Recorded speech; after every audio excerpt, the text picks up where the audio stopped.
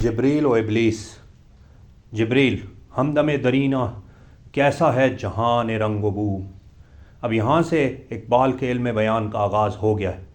آپ دیکھیں گے کہ کس طرح وہ میٹافورز یعنی استعاروں کے استعمال کے ساتھ اپنی بات میں گہرائی اور وسعت پیدا کرتا ہے۔ اقبال کا یہ انداز بیان نہ صرف خود قرآن سے ماخوذ اور متاثر ہو کر ہمارے سامنے آیا ہے، بلکہ ہم اس نظم میں آگے جا کے یہ بھی دیکھیں گے کہ اقبال کی فکر بھی قرآن ہی سے انسپائرڈ ہے۔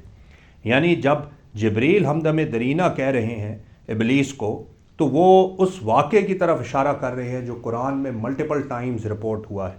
مثلاً سورہ بقرہ کی آیت نمبر 30، وَإِذْ قَالَ رَبُّكَ لِلْمَلَائِكَةِ إِنِّي جَاعِلٌ فِي الْأَرْضِ خلیفہ، اور یاد کرو وہ وقت جب تمہارے رب نے فرشتوں سے کہا کہ میں زمین میں خلیفہ بنانے والا ہوں۔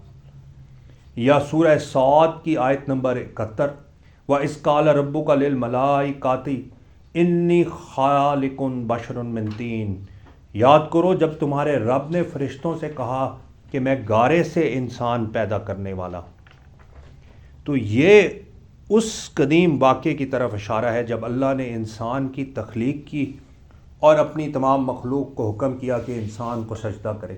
سب نے حکم کی تعمیل کی، لیکن ابلیس یعنی شیطان نے انکار کر دیا۔ اسی واقعے سے پہلے ابلیس بھی فرشتوں کے ساتھ موجود تھا، اور اسی کی طرف جبریل اشارہ کرتے ہوئے کہہ رہے ہیں کہ اے پرانے دوست، اے ہمدم درینہ کیسا ہے جہان رنگ و بو، یعنی یہ جہان جس میں تم اب آباد ہو، دس میٹیریل ورلڈ، یہ رنگوں اور خوشبوؤں کا جہاں۔ Tell me about it, how do you do, how are you, کیسے ہو تم؟ ہمدم درینہ کیسا ہے جہان رنگ و بو۔ اس سٹیٹمنٹ میں ایک سوال بھی پوشیدہ ہے۔ اس کا اظہار اقبال آگے چل کر جبریل کی زبان سے کرائے گا، لیکن یہاں پر بھی آپ اس کی جھلک کو محسوس کر سکتے ہیں کہ وہ اسپرچول جہاں چھوڑ کر تم جو اس مٹیریل جہاں میں آگے ہو اپنے انکار کے بعد، اب تمہیں کیسا محسوس ہو رہا؟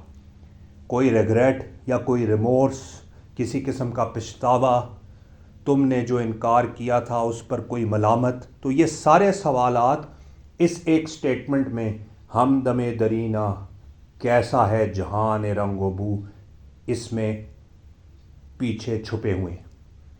تو ابلیس کا جواب دیتا ہے، سوز و ساز و درد و داغ و جستجو و آرزو۔ اب اقبال نے اسی علم البیان کے تحت دنیاوی زندگی کو 6 الفاظ میں بیان کر دیا ابلیس کی زبان سے۔ یہاں پر ابلیس کسی قسم کا ریگریٹ یا پچھتاوا تو شو نہیں کر رہا، بس ڈیفائن کر رہا ہے اس دنیا کو اور اس کی زندگی کو اور اس زندگی کے چیلنجز کو، کہ اس زندگی میں سوز ہے، ساز ہے، درد و داغ ہے، جستجو ہے اور آرزو ہے۔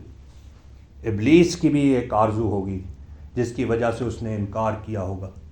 ہر انسان کی آرزو ہوتی ہے، چھوٹی ہو یا بڑی ہو، دنیاوی ہو یا دینی ہو، مٹیریل آرزو ہو یا اسپرچول ہو، ہوتی ضرور ہے۔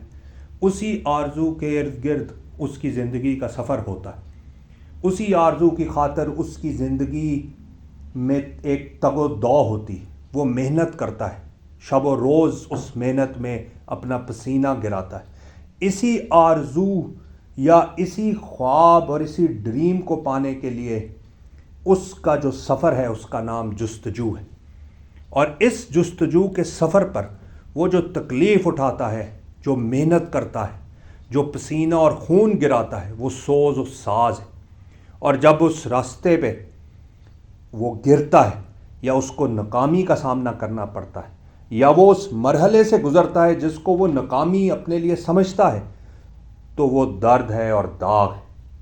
اور وہ درد و داغ جو اس کو ملتا ہے اس راستے پہ، اسی کا اقبال ابلیس کی زبان سے یہاں اظہار کر رہا ہے۔